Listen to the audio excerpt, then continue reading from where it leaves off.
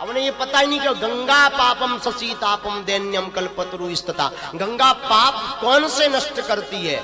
उन्हीं पापों को गंगा नष्ट करती है जो पाप अनजाने में होते हैं, जो जान जान करके होते हैं वो तो भोगने ही पड़ते हैं। उन्हें कौन समझाए?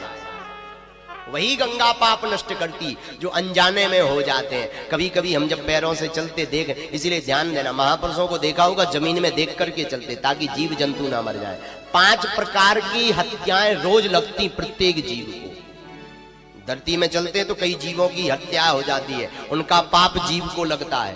घर पर रसोई बनाते, अब तो गैस चूल्हे का जमाना आ गया, पहले चूल्हे का जमाना था, तो जो लकड़ियां लगाई जाती थी उसमें भी कई जीव रहते थे और वो खत्म हो जाते थे, उसके मारने का भी पाप लगता था। तीसरा, जहां पानी का बर्तन रखते थे वहां जीव हो जाते थे, उनके मारने का पाप लगता है। चौथा, जब झाड़ू लगाते हैं तो कई जीव उसमें भी मर जाते हैं, उनका पाप लगता है। 5वां पाप जो बताए, 5 पाप प्रत्येक जीवात्मा रोज करती है।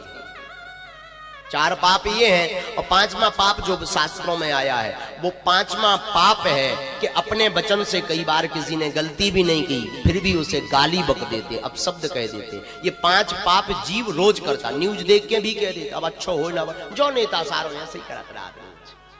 हाँ, गाली दे, अब उसे कौन लेने देना ना, तो मुंह के लेवल के आओ, लेकिन फिर भी बक रहे, तो वो भी एक पाप की श्रेणी में आता है। ये 5 पाप प्रतिदिन मनुष्य करता है। इन 5 पापों की मुक्ति के लिए गंगा स्नान जरूरी है, बिल्कुल करना चाहिए, लेकिन साल भर में नहीं, महीना भर में एक बार, 1.5-2 महीना में एक बार, नहीं तो साल भर में। तो भी साल भर के हिसाब से तुम्हें डूबने आए गंगा में, जो प्राण कर जाए।